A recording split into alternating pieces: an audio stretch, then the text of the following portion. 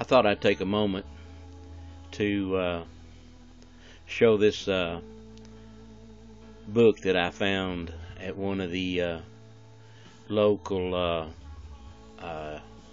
flea markets in our area. Now, this book is from 1949, and it's by a man by the name of John T. Flynn, which you can find his biography, and you actually can find this book online. But in this book, he examines in the time of Franklin Delano Roosevelt and Truman and indeed Eisenhower. He examines the steady roads which this nation has taken under the guise of liberalism, which was actually leading this country into socialism. Few people will doubt today that Obama is not a socialist. I believe he's completely socialist. And this book, within its pages, brings forth the way that the old Fabian socialists of England, how they, over a period of time, eroded the capitalist rights of the people of England, of Great Britain, and replaced it with a socialist form of government that they have today. Now, this book seems so timely to me, especially when you realize that the book was written so long ago.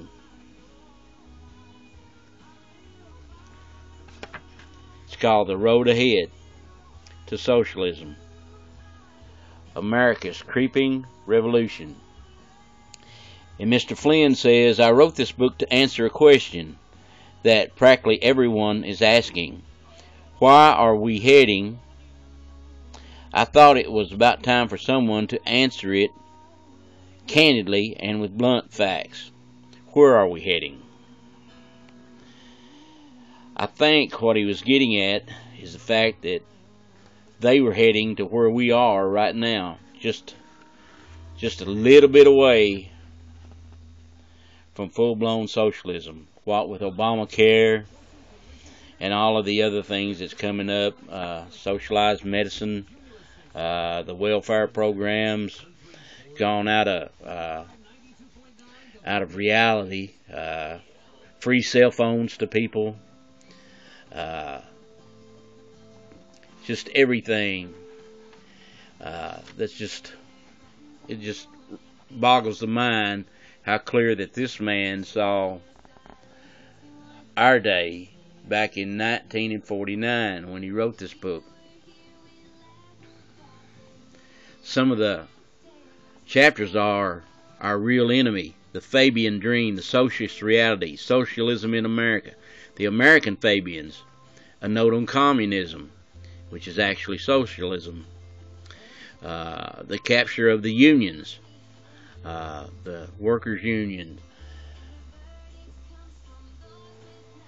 and the fact that FDR, when he put the Social Security Act in, it was a voluntary program. It is no longer voluntary any longer. Then you have the National Labor Relation Act that installed a three-man government national panel to oversee all the unions and etc. National Recovery Administration, the minimum wage, public works projects, aka Public Works Administration, the UN, the war on the South, war upon the mind, where we stand today and what to do. I would encourage each and every one of you to go online and look out for John T. Flynn, his biography, and then find this book online and read it. My friends know that I love old books, so I buy a lot of these. Some of the things in his book, Fighters for Freedom, believe that when men are left to seek the rewards of serving others by pursuing their own interest, the combined benefits to society are greater than can result where the incentive of profit is lacking. That Americans have an inalienable right to choose their own doctors and their own hospitals, and that political or socialized medicine should be opposed. That Americans have an inalienable right to work without interference from anyone, and the right to join or not to join a labor union.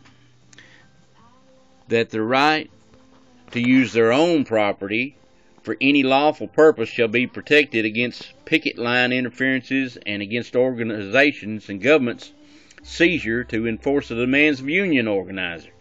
That antitrust laws shall be enforced equally against all monopolies, whether of business, labor, or government.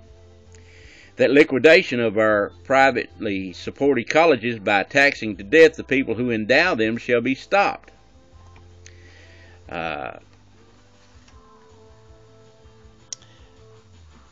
This is a very good book, and I would recommend it highly if you can find a copy of it. It was put out way back when by the Committee for the Constitutional Government Incorporated. It's a very fine little book. He has several other books also.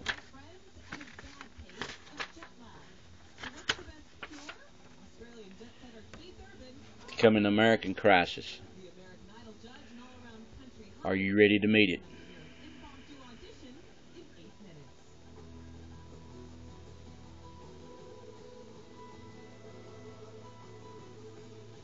Thank you.